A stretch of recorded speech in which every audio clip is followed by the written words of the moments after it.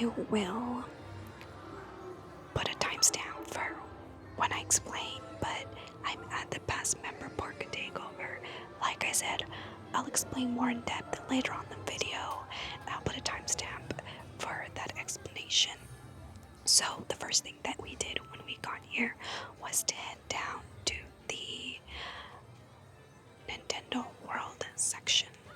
But the reason that we came to the downstairs lot first was because the wait time was listed at about 30 or 35 minutes, which, if you know anything about this park and this ride, it's usually about an hour and a half to 2 hours. So we figured we would go here before the line got any longer. Normally this area of the park is also very, very crowded, because it's a small area. So we figured, let's go, and sure enough, it's not too crowded, and the line was relatively short as well. As you can see, it's a very immersive theme, and yeah, we're gonna get into the ride line.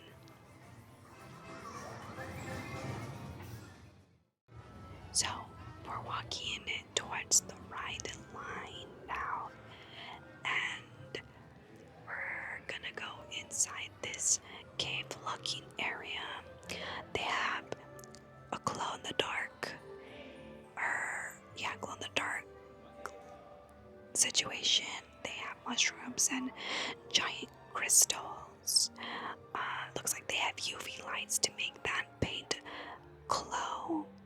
They have crystals on the top, so it's very much looking like a cave area to me. I like that there was not very many people in the line because it gave me a chance to kind of take my time and look at the little details. I think it's so cute. And yeah, this whole area is much the same. The giant mushrooms, I'm not super familiar with the Nintendo World lore, so I can't say too much on it. Next, we're heading up, and it's very pink, so I don't know if that means this is like Princess Peach's kingdom or castle or something like that. I'm not sure. There's a lot of flowers, so that would be my best guess. But like I said, I'm not huge on Nintendo World. Like, I don't know much about it, so if you do know what this is supposed to be, let me know.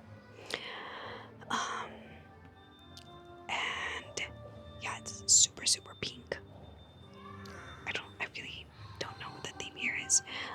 Next, we're moving on to this next area, which is Bowser's Castle. You can kind of see it go from pink to like a castle, and he looks like a big hunk of metal, which is awesome. We get a good view of that whole little area, and you can even see the new roller coaster at the top there. So now we are going to head inside. We have a big old Bowser right there at the entrance. I think that this is probably my favorite section of the ride line, because I don't know much about Nintendo, but I will say I do play Mario Kart occasionally, and I think this is one of the areas that you can play in. And then over here they have little flags or tapestries against the wall, some portraits. I see Bowser portrait right there. I think this is very well themed. Like, they have so much stuff here. It looks lived in, like an actual castle. They have his throne, pile of books, Princess Peach up against the wall there. There's so many trinkets here, I don't even know what to focus on. They have a ghost on the wall. They have a door. I don't think that closes, but it would be very cool if it did. And another Bowser. your face on the wall. It says keep out. This little section has like tubes, and then inside those tubes they have screens to make it more immersive, and there's like things happening on there, but I don't know what that would be, to be honest with you. This section, I can't really say that I recognize what this area would be. I had to stop recording because there was a lot of people there and I didn't feel like recording them. So we're heading back up to the upper lot. I think we rode Mummy, but I didn't record that either. But I was able to catch a glimpse of the new ride and the car for the new ride. From what I've heard, that wrap is just so that people don't see the real one. But at this point, I think when this video comes out, it's already been like presented or whatever, so people know what it looks like. But at this time, people were still like saying, "Oh, come, you might be able to catch a glimpse." And so I did catch a glimpse before everybody else. So I thought that was super cool. And you can see the rest of the roller coaster. We did end up going to Toadstool Cafe and the Krusty Burger, but we did end up eating in Cletus chicken area because there was less people. But the Toadstool Cafe is usually a reservation, and we were able to get in without reservation because of this event. Next, we decided to go to Studio Tour, and I believe that said 20 minutes.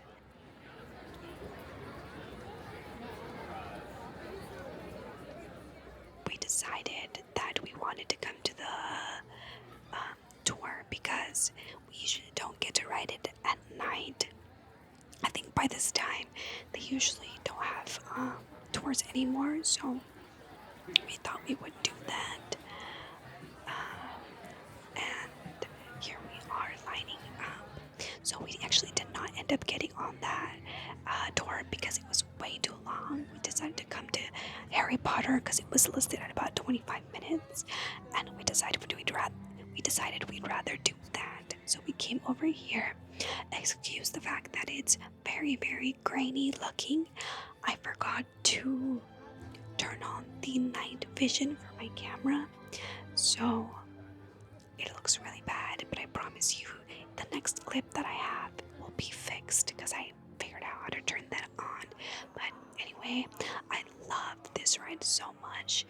The ride itself is fine, like it's interesting. I kind of get dizzy sometimes though, but the line is literally like one of my favorite things to do because it's so immersive. There's so many details. They have the mirror set, and they have a statue on the other side. They have the little passageway where the snake goes through that first movie. And I freaking love it so much. There's so much to see, and I'm so sorry that I did not slow down. There was people behind me, so I didn't get a chance to walk as slow as I would have liked to. And here we're entering the greenhouse, the outdoor greenhouse where they have a lot of plants. Sorry I stopped recording so abruptly, but again, I was coming up on people and I don't really want to record people. So anyway, we are going on to Hagrid's ride. I believe that was about 15 or 20 minutes, but it was actually way less than the listed wait time.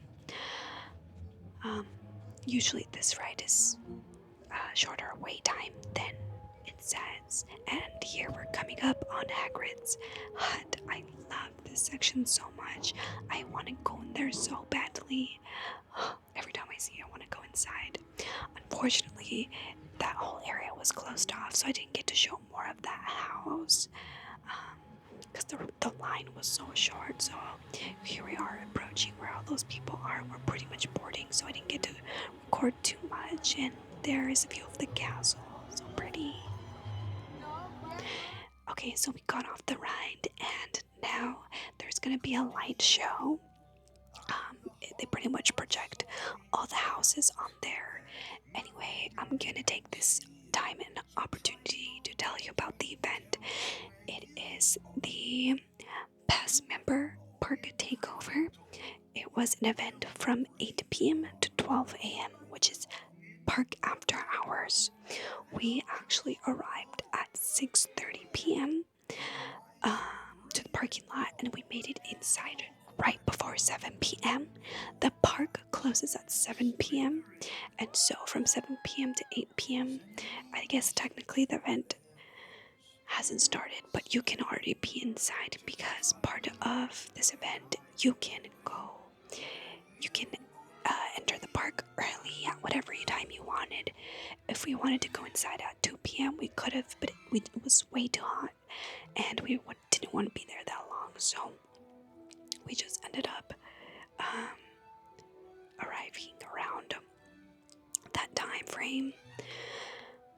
And so when you arrive to this event, you would go through a specific entrance where you would then receive lanyards for the event, and you have to wear those lanyards so that you don't get kicked out of the park when it closes, because like I said, this is an after hours event. And in order to attend, we had to make reservations. I want to say we made reservations like a month, 2 weeks to a month before. I don't really remember too much, but yeah, we made reservations. And then on top of all that, we got 15% off for food and merch, which normally with the pass that I have, we don't get discount on food because it's like one of the lower tier passes. But for this event, they did pretty much give, I think, everyone 50% off food and merch. And the reason why I wanted to go to this event, because like I said, it's for Pass members only, so I heard that a lot of the lines were way shorter than they usually would be during the regular hours, and we did find that to be true. So I would highly recommend it if you get the chance to do that. It happens, I think, yearly at the park. I don't really have much information on that. You would have to look it up. But anyway, back to the light show. When we walked out of the ride, we saw people waiting. So we stopped for the show, and I believe they have like specific show times. I had no idea that they had a show at this hour. We just happened to get lucky, but I believe they probably had it on the app the time.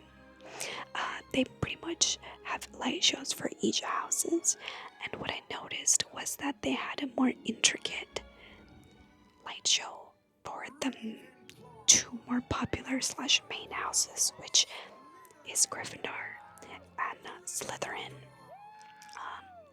They were just a little bit longer than the Hufflepuff and Ravenclaw light shows. I thought that was kind of funny, but either way, it was really cool to look at. I don't know if they have shows year-round or if it's for special events. I'm not sure, but I have seen some of these events before, and what I love about this is they project lights, and it looks like there's occupants inside the castle because they light up the windows and stuff, so it makes it seem more realistic, like there's people inside. So I think it's so cool.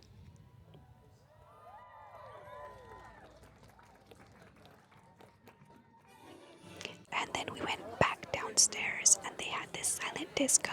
I always wanted to try it, so I definitely took the opportunity to join in. I think we were there for about an hour and a half. Actually, we were there longer than I expected it to. Lastly, we went on the Mummy. It was advertised as 15 minutes, but it was actually way less. This is one of those rides that whatever the advertised time is, it's actually less than that. We were tired from being at the silent disco for like an hour and a half, so we decided to take a break on the ride.